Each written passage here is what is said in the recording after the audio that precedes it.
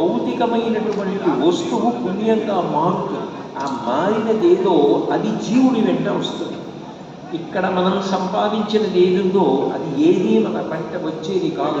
కింవానేన ధనేన వాజికరిభి ప్రాప్తేన రాజ్యేనకి అని శంకర భగవత్పాదులు ఒక శ్లోకంలో అంటారు. కింవానేన ధనేన వాజికరిభి ప్రాప్తేన రాజ్యేనకి. మనం రాజ్యాలు సంపాదించినా, ధనం సంపాదించినా, వాహనాలు సంపాదించినా, ఇల్లు సంపాదించినా ఒక్కసారి ఊపిరి ఆగిపోయిన తర్వాత మనతో వచ్చేది ఏది ఉండదు. కానీ వచ్చేది ఏదైనా ఉంటే మనం సంపాదించింది, మనం ఇంకొకరికి ఇచ్చింది, మనం సాయపడింది, మనం సేవ చేసింది ఏదుందో అది పుణ్యముగా మారి జీవుడి వెంట వెళుతుంది. ఆ పుణ్యము వచ్చే జన్మలో జీవుడి యొక్క సుఖమునకు కారణమవుతుంది. కాబట్టి గురుపుణ్య మహోరాక్రమం. పుణ్యం చేయడానికి రాత్రి పగలు అని చూడవద్దు, పుణ్యం చేసేస్తూ ఉంది. ఎందుకంటే అది నీ జీవుడి ఉద్ధరణకి పనికొస్తుంది అంటారు. అట్లా ఇచ్చేటటువంటి పుణ్యం క్షయమైపోతుంది. పుణ్యానికి ఉండే లక్షణం ఏంటంటే క్షయం అవడం. అందుకే దేవతలు కూడా ఎంతో పుణ్యం చేసి దేవతా పదవులలో పెడతారు. భోగం అనుభవించగా వాళ్ళ పుణ్యం కూడా అయిపోతుంది. క్షీణే పుణ్యే మర్త్యలోకం విశంతి. పుణ్యం అయిపోయిన తర్వాత వాళ్ళు మళ్ళీ ఈ భూమి మీదకే వచ్చి పడిపోతారు, ఇక్కడే మళ్ళీ జన్మెత్తుతారు. కానీ ఎన్ని జన్మలెత్తినా తరిగిపోని పుణ్యం ఇవ్వగలిగినది గోదానం ఒక్కటే. ఎందుకని అంటే గోదానమునందు ఒక విశేషం ఉన్నది. ఏవి పుణ్యము క్షయము కాకుండా వృద్ధి పొందేటట్లు చేస్తాయో ఆ మూడు ఒక్క గోదానమునందే ప్రవేశిస్తాయి. తుల్యనామాని దేయాని త్రీణి తుల్య ఫలాని చ సర్వకామ ఫలానీహ కామ పృథ్వీ సరస్వతి. మీరు అందుకే అక్కడ చూడండి, దశరథ మహారాజు గారు రామలక్ష్మణ భరత శత్రుఘ్నులకు వివాహం చేసేటప్పుడు ఒక్కొక్కరి పేరు మీద 1,00,000 గోవుల చొప్పున దానం చేశారని రామాయణం బాలకాండ. అటువంటి మంగళప్రదమైన చిత్తరువు ఇచ్చి గోవులు, బ్రాహ్మణులు, దశరథుడు, రామలక్ష్మణ భరత శత్రుఘ్నులు గోదానం చూపిస్తున్నారు. భూమిని దానం చేశారనుకోండి, దానం చేసిన వ్యక్తి శరీరం వదిలేస్తాడు. కానీ ఎవరు దానం పుచ్చుకున్నాడో ఆయన ఆ భూమి మీద నివాసం ఉంటాడు. ఆయన అట్లా నివాసం ఉంటాడు. ఆయన తర్వాత ఆయన వారసుడు నివాసం ఉంటాడు. వాళ్ళు ఒక చోట ఒక నీడలో బ్రతకడానికి అవకాశం ఇచ్చాడన్న పుణ్యం ఈయన ఎక్కడ ఏ జీవుడిగా ఉన్నా ఈ పుణ్యం పనిచేస్తూనే ఉంటుంది. అది క్షయమైపోవడం ఉండదు. ఈ భూమి నుంచి వచ్చిన అన్నం తింటూ ఉంటాడు. అన్నం తిన్నప్పుడు ఆకలి తీరి ఆయువు నిలబడుతుంది. ఎంతమంది భూమిలోంచి వచ్చినది తిని ఆయుర్దాయమును నిలబెట్టుకున్నారో అంతమంది ఆయువుకు కారణమవుతున్నాడని శరీరం పడిపోయినా పుణ్యం పడుతూనే ఉంటుంది. ఒకరిని చదివించిన కారణం చేత ఆయన సంపాదించుకుని ఇంకొక 10 మందిని సంపాదించాడు. ఆ 10 మందిని సంపాదించి చదివించిన వాళ్ళు ఇంకో 100 మందిని చదివించారు. ఒక జ్యోతి 10 జ్యోతులను వెలిగించినట్టు వెలిగించే ఇప్పుడు ఈ జ్ఞాన జ్యోతులు. వీటన్నింటికీ కారణము ఒకరికి సరస్వతీ కటాక్షం కల్పించడం. సరస్వతీ కటాక్షం ఎలా విస్తరిస్తుందో గోదానము చేత సరస్వతీ దానము, భూదానము కలిసిపోతాయి. ఎందుకనంటే మీరు గోవుని దానం చేశారనుకోండి, ఆ గోవుని తీసుకెళ్ళిన వ్యక్తి ఎక్కడ పెట్టాడో అక్కడ అది మూత్ర విసర్జన చేస్తుంది, మల విసర్జన చేస్తుంది. ఆవు పేడ, ఆవు మూత్రం ఎక్కడ పడుతున్నాయో అక్కడ భూమి యొక్క సారము వృద్ధి పొందుతుంది. భూమి యొక్క సారము ఎంత వృద్ధి పొందుతూ ఉంటుందో అంత బాగా పంట పండుతుంటుంది. అంటే మీరు అన్నం పెడుతున్నారని గుర్తు, భూసారమును పెంచుతున్నారు. ఆవు పాలు మేధోజనకం అంటే మంచి జ్ఞాపక శక్తికి కారణం. సరస్వతీ కటాక్షం. గోదానం శరీరము పడిపోయిన తరువాత కూడా జీవుడి వెంట వచ్చి వైతరిణి అన్న నరకాన్ని దాటడానికి ఆధారంగా నిలబడుతుంది. కాబట్టి గోదానము ఇంత గొప్పది. ఒక్క గోదానము చేస్తే 100 గోవులను దానం చేసినట్లు లెక్క. అంతేకాదు, ఒక్క గోవుని దానం చేస్తే భూదానము, సరస్వతీ దానము, గోదానము 3 కలిపి ఒకటి కిందే లెక్కలోకి తీసుకుంటారు. 3 అని 3 పేర్లతో వ్యవహరింపబడుతున్నాయి. కానీ ఈ 3 కలిపి గోదానము కిందే లెక్కలోకి వస్తున్నాయి. అందుకే తుల్యనామాని దేయాని త్రీణి తుల్య ఫలాని చ సర్వకామ ఫలానీహ గాభ పృథ్వీ సరస్వతి. అందుకే మీరు చూడండి, లోకంలో ప్రతి వ్యక్తి జీవితంలో కూడా తప్పకుండా ఒక్కసారైనా వెళ్ళి దర్శనం చేసుకొని మునక వేసి రావాలి అని కోరుకునే క్షేత్రం కాశీపట్టణం. కాశీ వెళ్ళాలి, గంగలో స్నానం చేయాలి, విశ్వనాథుడి దర్శనం చేయాలి, రావాలి అని కోరుకోని భారతీయుడు ఉండడు. గంగాభ విశ్వనాథ సేవనం. కాశీపట్టణం అంత గొప్పది. కాశీపట్టణం యొక్క దర్శనాన్ని, గంగా స్నానాన్ని కోరుకోనివాడు లోకంలో ఉండడు. గోదానం చెయ్యాలని కోరుకోనివాడు లోకంలో ఉండడు. ఎందుకనంటే జీవుడు పడిపోయిన తరువాత ఈ శరీరం ఉండదు. ఈ శరీరము జీర్ణమైపోతుంది, దహించేస్తారు, లేకపోతే భూమిలో పెడితే క్రిమికీటకాదులు తినేస్తాయి. కానీ యాతనా శరీరమని చేసిన పాపము యొక్క ఫలితమును అనుభవించడానికి యాతనా శరీరం పట్టుకుని పెడతాడు. వెళ్ళినప్పుడు కూడా వెంట వచ్చి రక్షించగలిగినది ఎవరు అంటే గోవు ఒక్కటే. గోదానం చేయడం ఈ జన్మయందు జన్మాంతరముల ఎందు కూడా అంత గొప్పది. మీరు భారతం చదివితే గోలోకము అని ఒక లోకం గురించి భీష్ముడు వర్ణిస్తాడు. అక్కడ ఆకలి దప్పులు ఉండవు, అంత సంతోషంగా ఉంటారు, గోవులు తిరుగుతుంటాయి. ఈ గోలోక వాసన ఎవరికిస్తారు అని అడిగారు. బ్రతికి ఉన్నప్పుడు ఎవరు గోసేవ చేశారో, గో ప్రదక్షిణం చేశారో, గో గ్రాసం పెట్టారో, గోశాలకి వెళ్ళారో, గోవులను రక్షించడం నియమంగా పెట్టుకున్నారో వాళ్ళ శరీర పతనానంతరము తిన్నగా గోలోకానికి వెళ్ళిపోతారు. అక్కడే రాధాదేవి ఉంటుంది. గోలోకే రాధికా స్వయం. మహాలక్ష్మి రాధాదేవి అన్న పేరుతో గోలోకంలో తిరుగుతుంది. ఆ రాధ అంటే భగవానుడికి అంత ప్రీతి.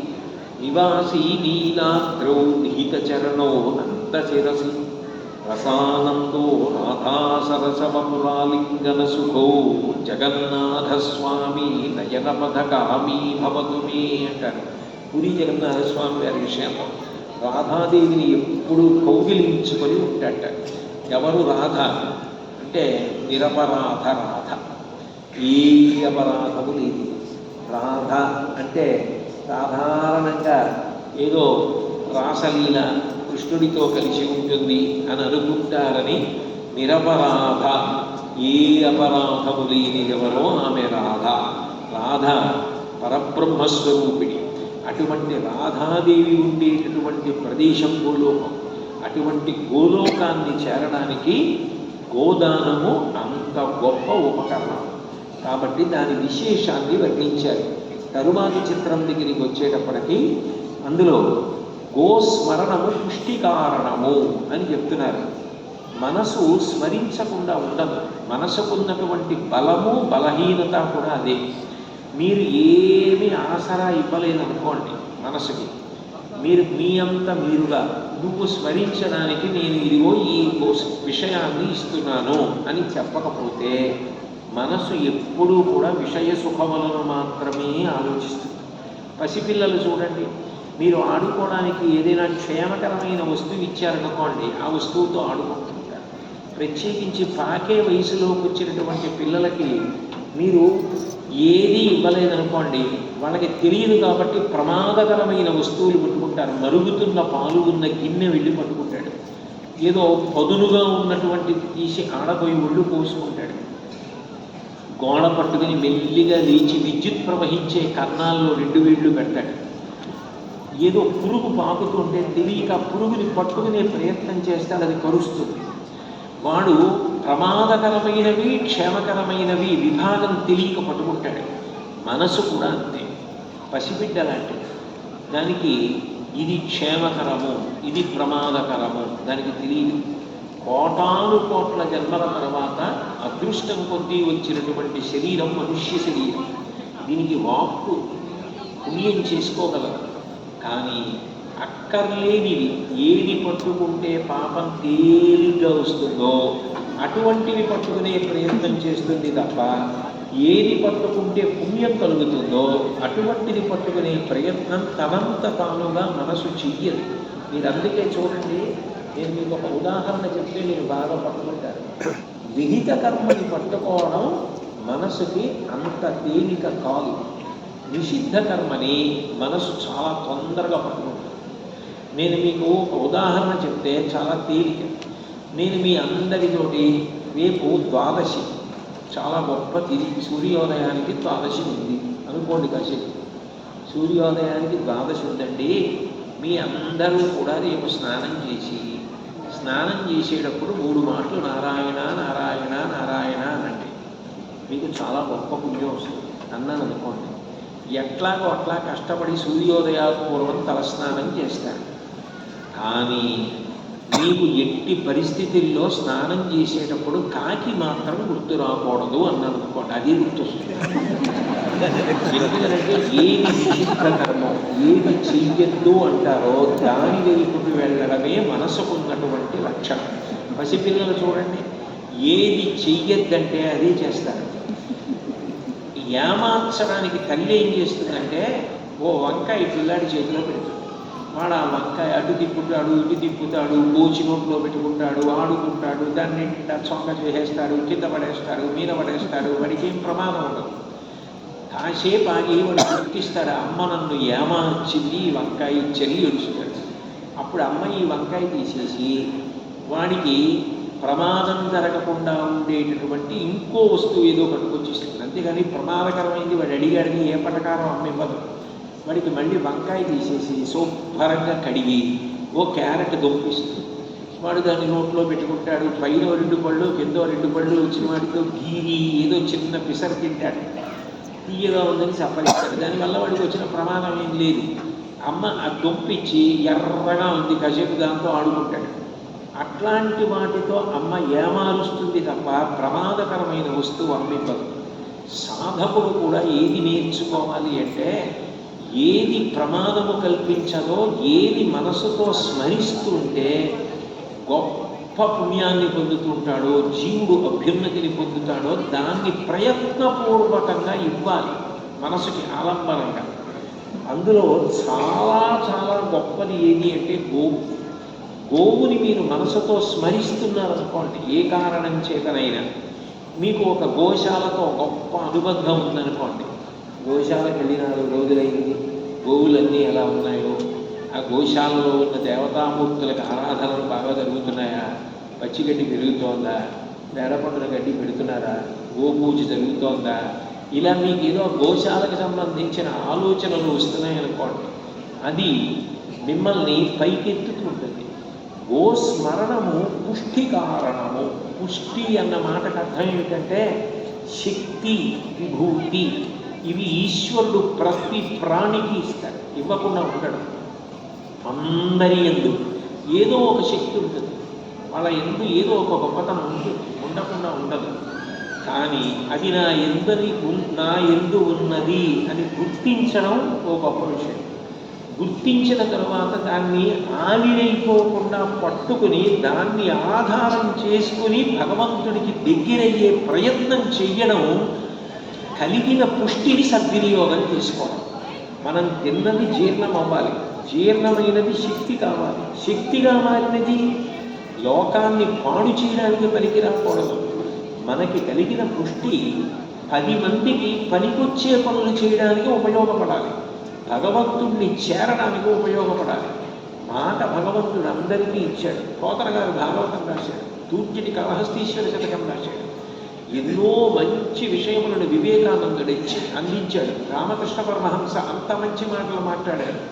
అరుణాచలంలో భగవాన్ రమణులు ఒక్కొక్క మాట ముత్యాలు ఏరుకున్నట్టు ఏరుకోవలసిన మాటలు మాట్లాడారు. కొంతమంది మాటలు మాట్లాడి దేశాన్ని సర్వనాశనం చేసేటట్టు ఉద్రేకాలు కలిగే మాటలు కూడా మాట్లాడగలిగిన ప్రజ్ఞ కొంతమందికి. అందరికీ ఈశ్వరుడు ఇచ్చిన మాట. ఒకడు మాట ద్వారా దేశాన్నే నాశనం చేయడానికి ప్రయత్నిస్తాడు, ఒకడు మాట ద్వారా తరతరాలు అభ్యున్నతి పొందేటట్టుగా మాట్లాడతాడు. ఇచ్చినది ఈశ్వరుడు అందరికీ అదే మాట. కానీ నువ్వు ఎలా వాడుకున్నావన్న దాన్ని బట్టి నీకు అభ్యున్నతి ఉంటుంది. కాబట్టి మనం మనసుకి ఏది ఆలంబనంగా ఇస్తున్నామో అది మనకి కలిగిన శక్తి సద్వినియోగం అయ్యేటట్టుగా చేసేది కావాలి. అటువంటి పుష్టి కలగాలి అంటే ఎప్పుడూ కూడా గోవుని స్మరిస్తూ ఉండాలి. అందున చాలా మంచి పని ఏదైనా మొదలు పెట్టేటప్పుడు దీర్ఘకాలం దానికి ప్రయోజనం కలగాలి అంటే గోవుని స్మరించమంటారు. అన్ని ఆశ్రమాలలోకి గృహస్థాశ్రమం గొప్పది. గృహస్థాశ్రమంలో ఉన్న వ్యక్తి బ్రహ్మచారికి భిక్ష పెడతాడు, సన్యాసికి భిక్ష పెడతాడు, తాను ధరిస్తాడు, 10 మంది ధరించడానికి కారణమవుతాడు. అటువంటి గృహస్థాశ్రమం కష్టసుఖాల్లో తోడు నీడగా ఒకటి చెయ్యి ఒకరు పట్టుకొని ప్రస్థానం చేస్తూ అర్థం చేసుకుని సుఖ సంతోషాలతో బ్రతికి వివాహము కావాలి. వివాహము అంటే అంటే విశేషమైనది, వాహము అంటే పొందుట, బరువు. ఏమిటి విశేషం? ధర్మపత్నిని స్వీకరించాడు, దానివల్ల ధర్మము చేయడానికి అవకాశం కలిగింది. భార్య ఉందనుకోండి, ఆమె ఇప్పుడు ఇక్కడ లేకపోవచ్చు. ఇప్పుడు నా భార్య ఉంది, హైదరాబాద్లో ఉంది, నేను ఇక్కడ ఉన్నాను. కానీ నేను ఏదైనా ఒక హోమానికి పూర్ణాహుతి చెయ్యాలి అంటే రేపు వెళ్ళి పూర్ణాహుతి చేయొచ్చు.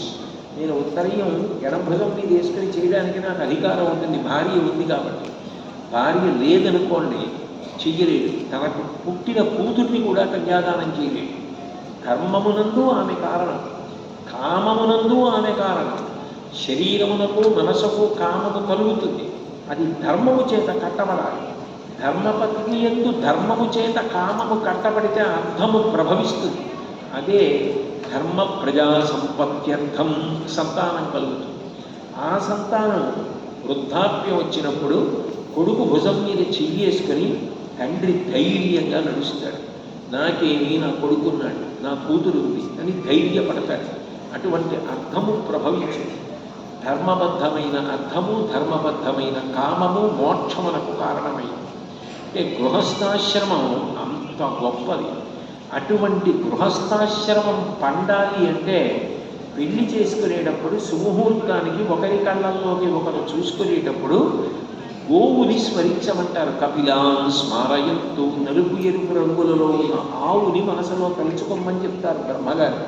అందుకే అక్కడ చూడండి, నూతన వధూవరులు పెళ్లి చేసుకుంటున్న దంపతులు, బ్రహ్మగారు, నలుపు ఎరుపు రంగులో ఉన్న ఆవు, భూధరం అంటారు. కొండని చూడడం అంత మంగళప్రదం. కొండ, అరటి చెట్టు ఇవన్నీ చూపించారు. అంత మంగళప్రదమైన సన్నివేశం. అంటే గోవుని స్మరించడం పుష్టి కారణము.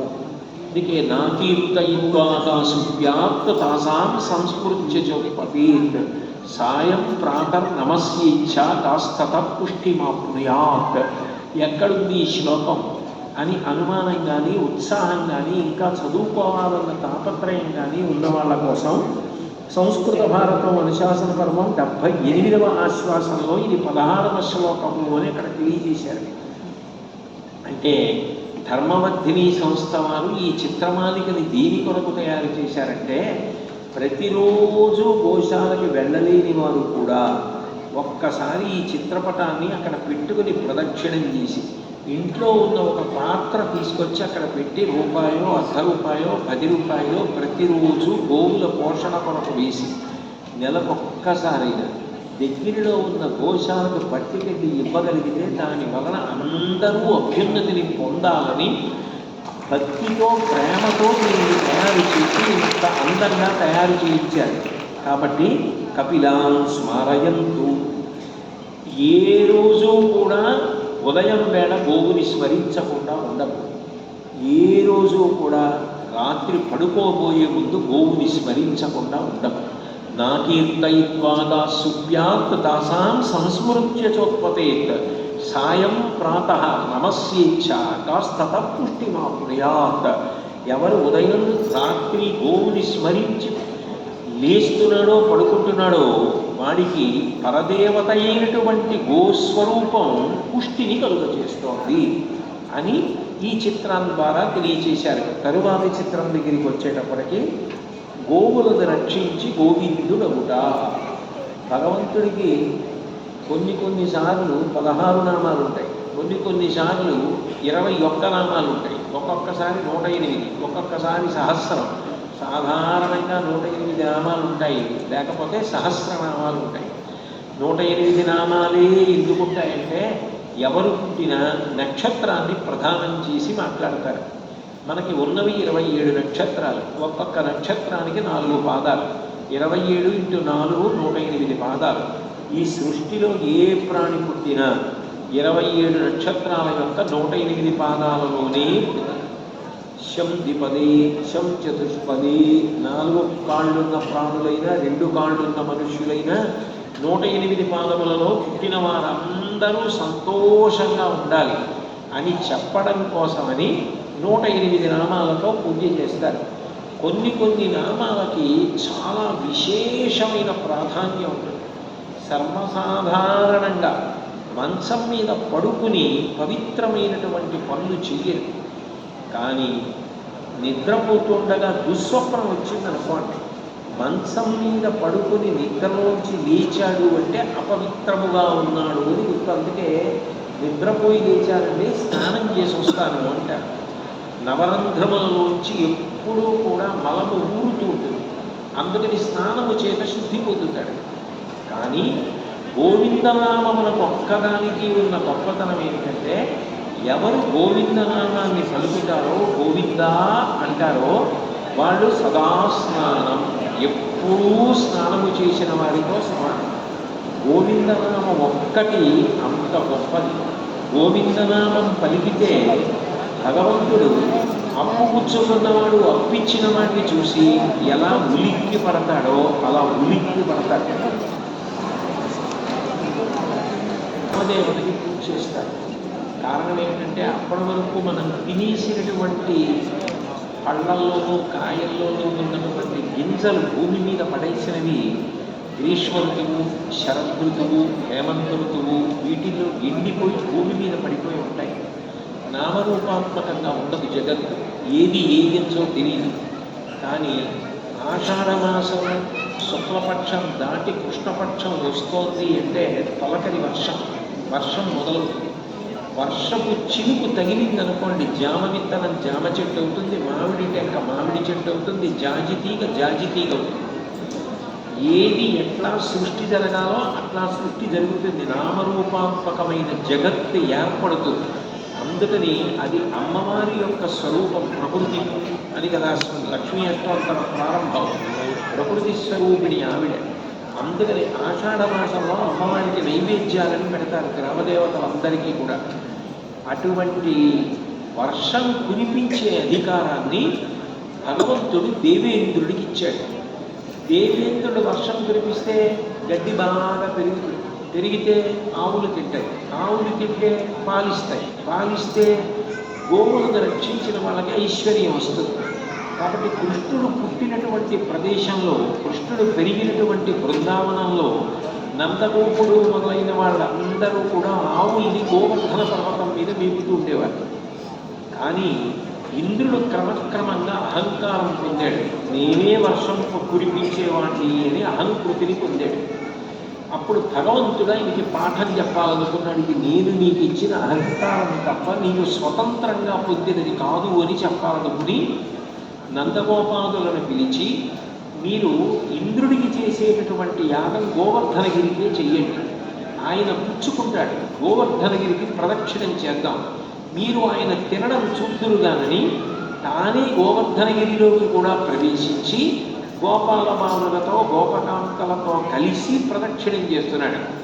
పొగరెక్కిన మూపురములు తెగగలమాలములు చెయ్య దేహంబులు భూగగనములు 2 రంకెలు మిగుల మెరసి ఏనుగణము మెల్లన నడిచెన్.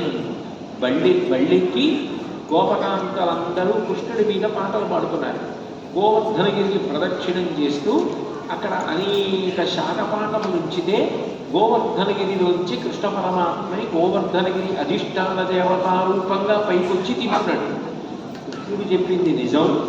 గోవర్ధనగిరికి యజ్ఞం చేస్తే గోవర్ధనగిరి తినడం మనకి కనపడుతోందని వాళ్ళు ఎంతో భక్తిగా ప్రదక్షిణం చేస్తున్నారు. ఇంద్రుడు చూశాడు. చూసి నేను వర్షం కురిపిస్తే వీళ్ళకి పాలు వచ్చాయి, పాలలోంచి పెరుగు వచ్చింది, పెరుగులోంచి వెన్నలోంచి నెయ్యి వచ్చింది. ఈ నెయ్యి తిని వీళ్ళకి కొవ్వు వచ్చిన యజ్ఞం మానేశారు. పెరుగులు నెయ్యులు త్రావి భూమినాభీరులు పదాభీరులై గిరిసంఘాత కఠోర పత్రదలన క్రీడా సమారంభ దుర్భరతం కోడిధరు పురంధరు నను పాటించి పూజింపక గిరికి పూజలు చేసిపోయినది పో కృష్ణుడు ప్రేరేపగను. నేను ఇంద్రుణ్ణి, పాపం వస్తే నా వజ్రాయుధంతో పర్వతాలకి ఉన్నటువంటి రెక్కలనే తరిగేసినవాడి. ఆ విషయం తెలియక వీళ్ళు 7 ఏళ్ల పిల్లాడు కృష్ణుడ్డ ఈయన చెప్పాడని నాకు యాగం మానేసి గోవర్ధనగిరికి యాగం చేశారు అని పుష్కలావర్తక మేఘములను పిలిచాడు. ఆ మేఘములు మహాప్రళయమునందే వదిలిపెడతారు, వాటిని ఇనప గొలుసులతో కట్టి ఉంచుతారు. అవి కానీ వచ్చి వర్షించాయనుకోండి, ఇక ఈ లోకములు ఉండవు. ప్రళయ జలములని ఆ నీటి యందు సమస్త ప్రాణుల శరీరం వదిలిపెట్టేస్తాయి. ఇక లోకములు కనపడవు. లోకంబులు లోకేశులు లోకస్తులు తెలియని తువిది అలోకంబగు పించీకటి కావలయం వండే కాకృతి వెలుగు అతని దేశీవింటుంటారు. పుష్కలావర్తక మేఘములు వచ్చాయి అంటే ఇక సూర్యచంద్రుల గమనం ఉండదు. ఇక సూర్యుడు ఉదయించడు, చంద్రుడు ఉదయించడు. కటిక చీకటి. ఆ కటిక చీకట్లో భగవంతుడు ఒక్కడే, ఎవరి సహాయం లేకుండా వెలుగుతూ ఉంటాడు. నత్ర సూర్యోభాతి నచంద్రతారకం నియమావిచ్యుతో భాంతికుతో యమగ్ని తమేవ భాంతమనుభావి సర్వం తస్య భాషా సర్వమిదం విభాతి అంటారు. అట్లా వెలిగేటటువంటి వెలుగు స్వరూపం భగవంతుడు ఒక్కడే. అప్పుడు వదిలిపెట్టవలసిన మేఘాలను పిలిచి ఇంద్రుడు, మీ అందరూ కూడా వెంటనే బయలుదేరి వెళ్ళండి. ఉద్యత్ సంపదనం నందతనయోద్యోగంబునంతిరులి మధ్యాగంబు విసర్జనీయమని మధ్యులు బడింవీరు మీ విద్యుద్వల్లులు కప్పి తాడనములను వేధించి గోవుల్ జరుల్ సద్యో మృత్యువు పొంద రాల్కురియుడి శౌర్యంబవార్యంబుగన్ అన్నాడు. మీ అందరూ కూడా బయలుదేరి వెళ్ళండి. ఉరుములు మెరుపులు పిడుగులతోటి భయంకరమైన వర్షం పడాలి. ఆ బృందావనంలో ఉన్నటువంటి ఆవులు, దూడలు, ఎద్దులు, గోపకాంతలు, గోపాలబాలులు అందరూ మరణించాలి. అలా వర్షం కురిపించండి అన్నాడు. వాళ్ళు ప్రదక్షిణం చేసుకుంటున్నారు. ఎక్కడి నుంచి వచ్చాయో మబ్బులు వచ్చేసి, ఎక్కడి నుంచి వచ్చిందో బ్రహ్మాండమైనటువంటి వర్షం పడింది. అంత వర్షం పడుతుంటే వాళ్ళందరూ వచ్చి చిన్ని కృష్ణుడిని ప్రార్థన చేశారు. 7 ఏళ్ల పిల్లవాడు, కృష్ణ నువ్వే రక్షించు అన్నాడు. ఈ ఉరుములు, ఈ మెరుపులు, ఈ యశముల ఘోషములను, ఈ జలధారలు నియానమున్నెరుంగము కుయాడింపగదయ్య గుణరత్ననిధి. కృష్ణ నువ్వే రక్షించమంటే బాలుండాడు జనాథపత్రమని సంభావించి భూబుద్ధి కింగీలం దాల్చిన లీనలీనగముతో కృష్ణుండు తాన మహాశైలం విపుల క్షత్రము కాబట్టే తద్దీలాభ్రచ్యుత దుశ్శిలాచకిత గోపీ గోప గోపత్తికి హరిదోర్దండముగాను గొప్ప శిఖరం బాలం విముక్తాములు పరగంగారుడి కోజ బిందువులు గోపాలంకనాపాంగహాసనుతుల్గమ్మ జయంబుగాగా అచల ఛత్రంబు శోభిల్య తద్గిరిబిద్దుర్మద భంజీ జలధిరాత్లిన్న ప్రజారంజీ అంటారు. గొడుగు పట్టుకుంటే ఎలా ఉంటుందో అలా ఒక పిల్లవాడు పరిగెత్తి ఆడుకుంటూ అక్కడ పూసినటువంటి పువ్వు గుత్తి కోసి ఎత్తి ఇలా పట్టుకుంటే ఎంత హేళగా పట్టుకుంటాడో అలా బాలుండాడుచునాథపత్రమని సంభావించి పోగొత్తి కింగీలం దాల్చిన లీనలేనగముతో కృష్ణుండు తాన మహాశైలమ్మును వలకేల ఎత్తి బట్టి విపుల ఛత్రంబుగా పట్టే ఆ గోవర్ధనోద్ధరణం చేసి చిటికిన మీద ఎత్తి త్రిభంగిగా నిలబడ్డాడు. ఆ కొండయే గురువు. ఆ చిన్ని కృష్ణుడి యొక్క చెయ్యి దానికి కర్ర, పైనుంచి పడుతున్న వర్షధారలు ముత్యాల జాలు, గోపకాంతల యొక్క నవ్వుల చేత అంతటా కూడా రత్నపు కాంతులు, పైగా అన్ని రసములు ఆవిష్కరింపబడ్డాయి గోవర్ధనోద్ధరణం చేసినప్పుడు. తల్లి యశోదాదేవి, అమ్మ బాబోయ్ నా కొడుకు ఇంత చిన్నవాడు ఇంత పెద్ద కొండనిచ్చాడు అని మురిసిపోయిందిట. తల్లి కళ్ళల్లో 10 మందికి బలికొచ్చే కొడుకుని కన్నా అన్న ప్రేమ కనపడిందిట. తండ్రి ఇట్లాంటి కొడుకుని కన్నానని గొప్ప తృప్తిని పొందాట. అటువంటి కొడుకుని కన్నానన్న తృప్తి నందుని యొక్క కళ్ళల్లో కనపడింది. గోప పెద్దలందరూ ఇంత చిన్న పిల్లవాడు ఇంత కొండనెక్కాడు, ఎక్కడ దృష్టి తగులుతుందోనని కృష్ణుడి పట్ల ప్రేమ భావనతో చూస్తుంటే కళ్ళల్లో ప్రేమ భావన కనపడిందిట. గోపకాంతలందరూ ఆ చిన్ని కృష్ణుడి యొక్క సౌందర్యాన్ని, త్రిభంగిగా నిలబడి ఆ గోవర్ధనగిరిని ఎత్తిన వైనాన్ని చూసి వాళ్ళు ఆయనని ప్రేమించినప్పుడు కళ్ళల్లో కామభావం కనపడింది. మనతో కలిసి ఆడుతున్న పిల్లాడు గోవర్ధనోద్ధరణం చేశాడు, మనం చెయ్యలేకపోయామని మిగిలిన పిల్లల కళ్ళల్లో అసూయాభావం కనపడింది. ఇన్ని రథాలు గోవర్ధనోద్ధరణం చేసినప్పుడు ఆ కొండ కింద అందరి కళ్ళల్లో కనబడ్డాయి. కృష్ణుడి కళ్ళల్లోంచి మాత్రం అమృత ధారలు వచ్చి 7 రాత్రులు 7 పగళ్ళు ఆ కొండ కింద ఉన్న వాళ్ళని, ఆవుల్ని, దూడల్ని, ఎద్దుల్ని కూడా ఆయన తన చూపుల చేత పోషించాడు. 7 రాత్రులు 7 పగళ్ళు అంటే మనం ఎంతకాలం బతికినా ఆది సోమంగా బుధాగురు శుక్రశని ఎన్నాళ్ళు బతికినా మనని పోషించేవాడు, చూడగలిగిన వాడు గోవిందుడే. కాబట్టి ఆయన అట్లా పోషించాడు. కొంతమంది వృద్ధులైనటువంటి వారు ఈ కొండ కిందకి వెడితే గబుక్కుని పిల్లవాడు బాబాయ్ పట్టుకోలేకపోతున్నాడని వదిలేస్తే ఇక శరీరాలు కనపడవు. బయట ఉంటే వడగండ దెబ్బలు తగులితే బయటే ఉందామని లోపలికి రాకుండా బయట నిలబడిపోయారు. ఎవరు తనని నమ్మకుండా బయట నిలబడ్డారో వాళ్ళని బంధువులారా అని పిలిచాడు. పాలుండి తను కొండగొట్టది మహాభారంకు శైలంపిగాజోలండో జది దీని జందరిలు వంచింతింపటామోలదు ఈ శైలాంబోనిది జంతు సంయుత ధరాచక్రంపు పైపడ్డ నాకేలల్లాడదు బంధులారు నిరుడీ క్రిందన్ ప్రమోదంబులను. బంధువులారా నన్ను నమ్మండి, ఈ సమస్త బ్రహ్మాండములు వచ్చి కొండ మీద పడిపోయినా కొండ కింద పడదు, నేను ఎత్తి పట్టుకుంటాను, మీరందరూ ఈ కొండ కిందకి రండి అని నమ్మని వాళ్ళని కూడా పిలిచి కొండ కింద పెట్టి రక్షించాడు.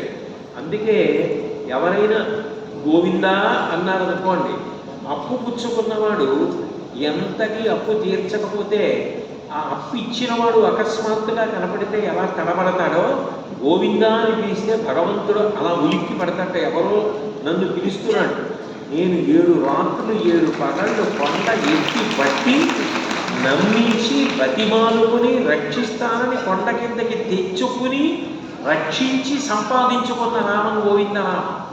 ఆ గోవిందనామంతో పట్టాభిషేకం అంత గొప్పవి. అందున తొలి ఏకాదశి నాడు సాయంకాలం వింటాం, అది శనివారం అయితే ఇంకా గొప్ప విశేషం, గోవింద పట్టాభిషేకం వింటాం. కాబట్టి అట్లా గోవర్ధనోద్ధరణం చేస్తే ఇంద్రుడు బుద్ధి తెచ్చుకొని వర్షం ఆపేశాడు. వెంటనే కొండ కిందకి దింపేశాడు. అదే విచిత్రం, ఇప్పటి వరకు బాగానే ఉంది. గోవర్ధనోద్ధరణం చెప్పే ముందే వర్షం పడి ఆగిపోయింది. కాబట్టి కొండ కిందకి దింపేసి వెళ్ళి కొండ పొంగు మీద చెంది కృష్ణుడు కూర్చున్నాడు. ఇంద్రుడు దేవతల తల్లి అదితిని తీసుకుని ఆకాశగంగా జలాలని స్వర్ణ కవచలో పట్టి తన వాహనం ఐరావతం తొండానికి ఇచ్చి కృష్ణుడికి అభిషేకం చేసి ఆయనని గౌరవిస్తానని, తప్పు ఒప్పుకుని క్షమించమని ప్రార్థిస్తానని బయలుదేరి వస్తుంటే సురభి, గోవులకు తల్లి, ఆమె కూడా వచ్చి సురభి క్షీరములం సురద్విప మహాశుండాలకానీత నిర్జర గంగాంబువులం విలింపజననీ సన్మౌది సంఘంబుతో సురనాథుండభిషిక్తు చేసి పలికిన్ సొంపార గోవిందుండంచు రణాక్రాంత విపక్షుతో జజాక్షుంసాధు సంరక్షణం. అదే ఆంధ్ర మహాభాగవతంలో పోతన గారి దశమస్కందంలో గోవింద పట్టాభిషేకానికి రాసిన పద్యం. అదే పద్యాన్ని అక్కడ ఇచ్చారు. అప్పుడు ఆ సురభి గోవుల తల్లి వచ్చి తన పాలతో శ్రీకృష్ణుడికి అభిషేకం చేసి, నోరు ఉన్న వాళ్ళు కష్టం వస్తే రక్షించమని అడుగుతారు, కానీ మా జాతి ఆవులు దూడలు నోరు తెరిచి అడగలేకపోయినా గోవర్ధనోద్ధరణం చేసి ఒక లేక దూడ కూడా మరణించకుండా కాపాడావు కాబట్టి, గోవులను కాపాడిన వాడిని కాబట్టి నిన్ను గోవిందా అన్న నామంతో పట్టాభిషేకం చేస్తున్నానని గోవిందా. భగవంతుడికి అంత గొప్ప నామం రావడానికి కారణం గోవర్ధనోద్ధరణం చెయ్యడం.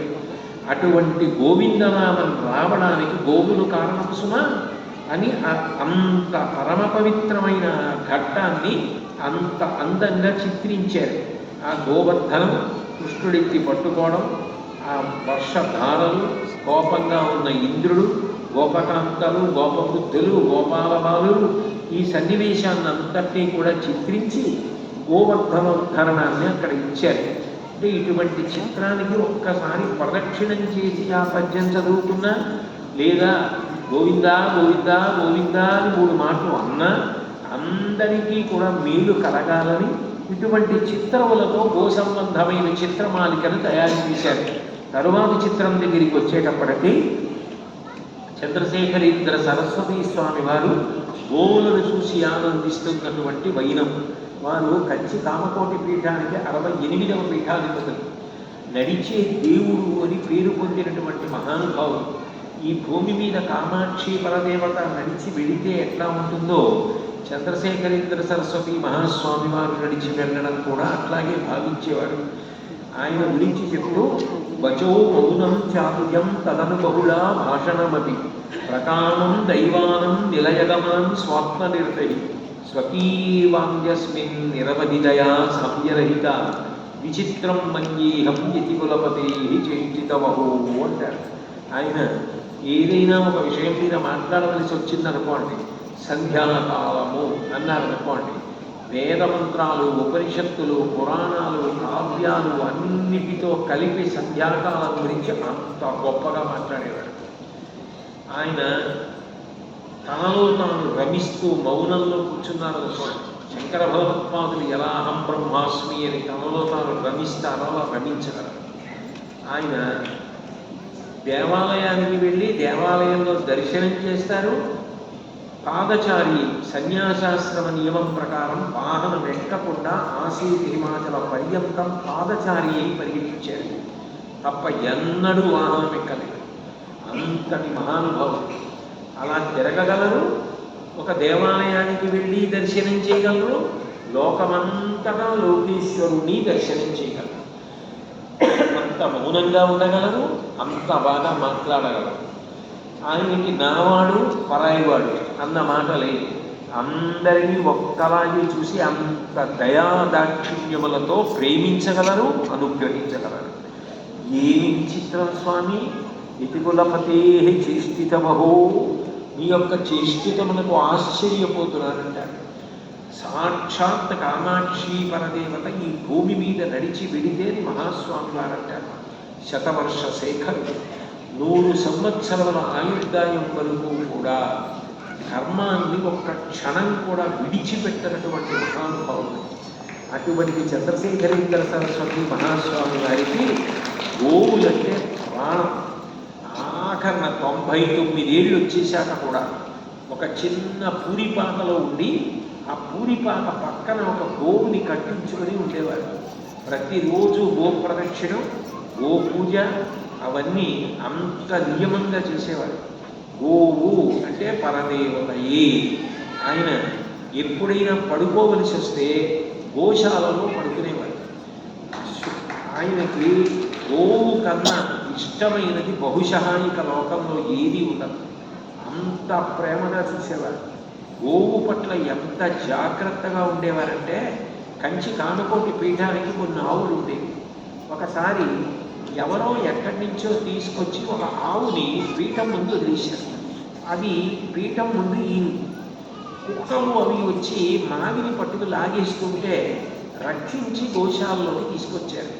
ఆ ఆవు ఎవరిది, ఆ దూడ ఎవరిది అని అంతగా విధించారు. ఎవ్వరూ రాలేదు. ఆ ఆవుని తీసుకొచ్చి పీఠం గోశాలలో కట్టారు. ఆయన ఎంత జాగ్రత్త తీసుకునేవారంటే ఆ గోవు మనది కాదు, ఎవరిదో. దాని పాలతో అభిషేకం చేస్తే తప్పు, మనది కాని దాని పాలు మనం వాడకూడదు. కాబట్టి ఆ పాలు వేరొక దేవాలయానికి పంపించండి. దానివల్ల యజమానికి ఆవు దొరికే వరకు యజమాని వృద్ధిలోకి వస్తాడని వేరొక శివాలయానికి పంపేవారు. ఎంతకాలానికి యజమాని రాలేదు. ఆ ఆవుని అదే శివాలయానికి ఇచ్చేశారు. కొన్నాళ్ళు అయిపోయిన తర్వాత అది బాగా వృద్ధురాలైపోయింది. ఆ ఆవుతో పాటు కొన్ని ఆవుల్ని ఆ చుట్టుపక్కల దేవాలయాల వాళ్ళు అమ్మేయడానికి సిద్ధపడుతున్నారు. ఇంతకాలం సేవ చేసింది, పాలు పెరుగు ఇచ్చినంత కాలమా?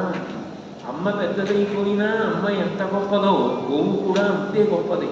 దాన్ని అమ్మడానికి వీల్లేదని అప్పటికప్పుడు ధనం భక్తుల దగ్గర వసూలు చేసి గోవులన్నింటినీ కొనిపించి తెప్పించి వాటినన్నింటినీ కూడా ఒక ధనవంతుడి పొలంలో పెట్టి తమంత తాము శరీరం విడిచిపెట్టేసే వరకు వాటిని అంత జాగ్రత్తగా చూడడానికి ఊరికి వహించారు.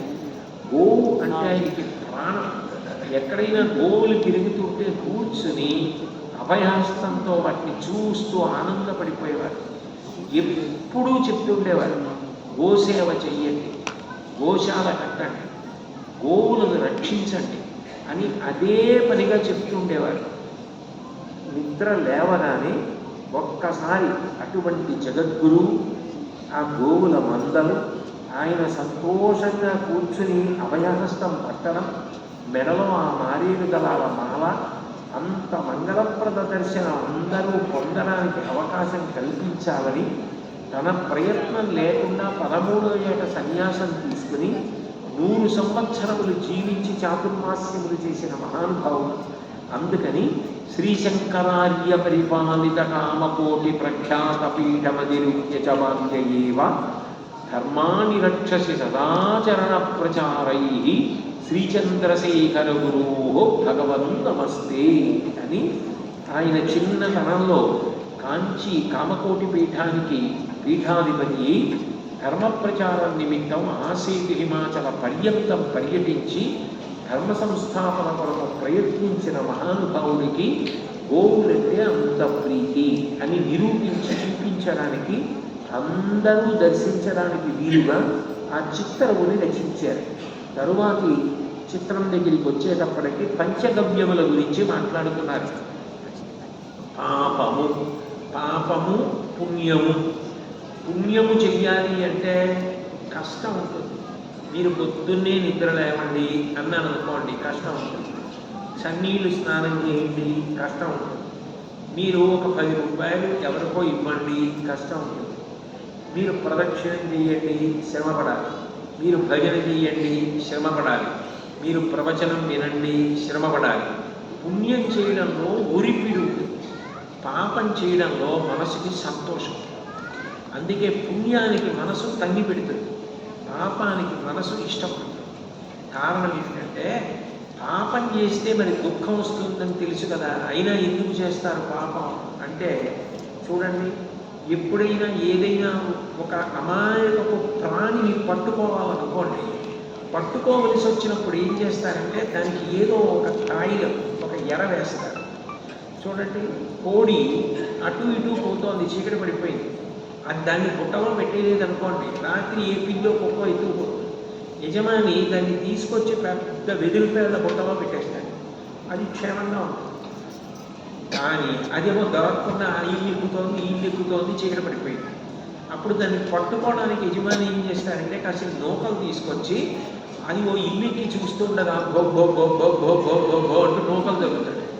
ఆ నూకలు చూసేటప్పటికీ అది ఇంటి నుంచి దూకి నూకలు తినడానికి వస్తుంది. నూకలు తినడానికి రాగానే తింటుంటే వెదిరిపేళ్ల పుట్ట దానికి గోర్లు ఇచ్చేస్తాడు. అంటే నూకలు చూస్తే కోడి పుంజు వచ్చింది. అట్లాగే పాపము ఏం చేస్తుందంటే మనసుకి ఏదో ఒక సంతోషాన్ని ఎరగా వేస్తుంది. ఇది వినకూడదని తెలుసు, కానీ ఇది వింటే మనసుకి ఏదో సంతోషంగా ఉంటుంది. ఇది చూడకూడదని తెలుసు, కానీ చూస్తే ఏదో సంతోషంగా ఉంటుంది. తినకూడదని తెలుసు, తింటే సంతోషంగా ఉంటుంది. చెయ్యకూడదని తెలుసు, చేస్తే ఏదో సంతోషంగా ఉంటుంది. మనసుకి ఎర్రవేసి పాపం చేయిస్తుంది. పాపము గ్రసిస్తుంది. కొండ చిలువ పట్టుకుని ఎలా మింగుతుందో పాపము కూడా అలాగే లౌకిక సుఖాన్ని అడ్డుపెట్టి మింగేస్తుంది. అందుకే పాపపు రక్కసుడు త్రోవ పడి ఉండే నృపా అని అనువాదం చేశారు పోతన గారు. అఘాసురుడు అన్న సంస్కృతం మాట. పాపం ఎర్రవేసి ఇంద్రియాలకి సుఖాన్ని అడ్డుపెట్టి మన చేత పాపము చేయిస్తుంది. అటువంటి పాపములు ఇంద్రియ సుఖాల కోసమని ఎన్నో చేసేస్తాం. కళ్ళతో చూడకూడనివి చూస్తాం, చెవులతో వినకూడనివి వింటాం, నోటితో మాట్లాడకూడనివి మాట్లాడతాం, తినకూడనివి తింటాం, చర్మంతో ముట్టుకోకూడనివి ముట్టుకుంటాం, ముక్కుతో వాసన చూడకూడనివి చూస్తాం. ఇవన్నీ కోటాను కోట్ల పాపములు పెరిగిపోతే ఈ పాపములు ధాతువులు దాటుతాయి. చర్మము, రక్తము, మాంసము, కొవ్వు, అస్థి దగ్గరికి వెళ్ళిపోతాయి.